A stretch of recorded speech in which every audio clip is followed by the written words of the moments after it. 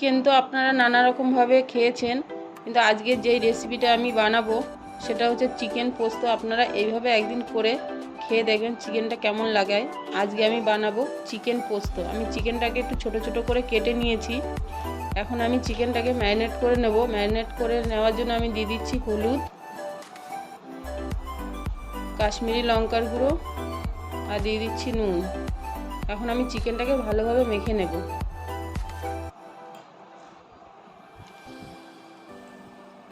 চিকেনটা মেখে নেওয়ার পরে তেলটা আমার গরম হয়ে গেছে। এখন আমি চিকেনটাকে ভেজে নেব। খুব বেশি ভাজবো না, হালকা করে চিকেনটাকে আমি ভেজে নেব। চিকেনটার দুপাশ সুন্দরভাবে লাল হয়ে গেছে, চিকেনটা ভাজা হয়ে গেছে। আমি এখন তুলে নিচ্ছি।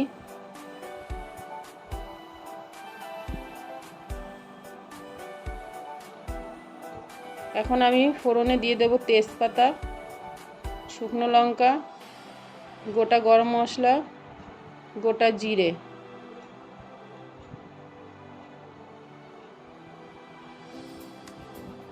এখন আমি দিয়ে দেব পেঁয়াজ কুচি। পেঁয়াজটাকে কিছুক্ষণ একটু ভেজে নেব লাল লাল করে। পেঁয়াজটা ভাজা হয়ে গেছে। এখন দিয়ে দিচ্ছি আদা রসুন বাটা। আদা রসুন বাটাটাকে একটু ভালো করে ভেজে নেব যতক্ষণ না কাঁচা গন্ধটা চলে যায়। এখন আমি দিয়ে দিচ্ছি জিরের গুঁড়ো আর দিয়ে দেব ধনের গুঁড়ো, লঙ্কার গুঁড়ো। এখন আবার মশলাটাকে একটু কষিয়ে নেব। এখন আমি দিয়ে দিচ্ছি হলুদ আর দিয়ে দেব নুন।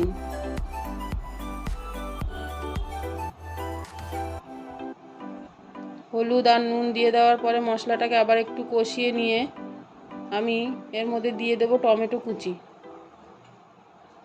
টমেটো কুচি দিয়ে মশলাটাকে আবার একটু কষিয়ে নেব। এখন আমি দিয়ে দিচ্ছি ভেজে রাখা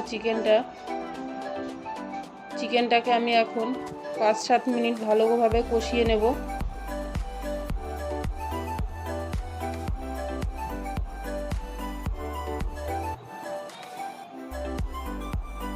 চিকেনটাকে কষিয়ে নেওয়ার পরে এখন আমি একটা পেস্ট করে নেব। কাজু আর পোস্ত দুটোকে আমি একসঙ্গে পেস্ট করে নেব, আর সেই পেস্টটাকে আমি চিকেনের ভিতরে দিয়ে দেব।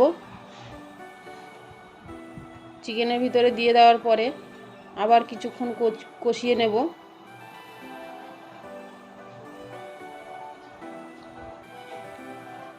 চিকেনটা ভালোভাবে কষানো হয়ে গেছে। এখন আমি দিয়ে দিচ্ছি পরিমাণ মতন জল।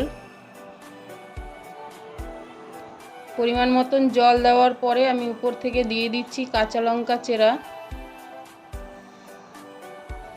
কাঁচা লঙ্কা চেরা দিয়ে আমি মাংসটাকে আবার একটু নাড়িয়ে নেব। এখন মাংসটাকে আমি ভালোভাবে ফুটিয়ে নেব। 5-7 মিনিট ধরে মাংসটাকে ফুটিয়ে নেব। মাংসটা ভালোভাবে হয়ে গেছে। এখন আমি দিয়ে দিচ্ছি গরম মশলা।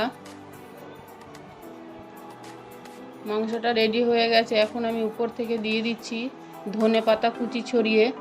আমার রেসিপিটা যদি আপনাদের ভালো লাগে অবশ্যই সাবস্ক্রাইব করবেন, আর রেসিপিটা ট্রাই করে আমাকে কমেন্ট করে জানাতে ভুলবেন না। তাহলে দেখা হচ্ছে পরের ভিডিওতে।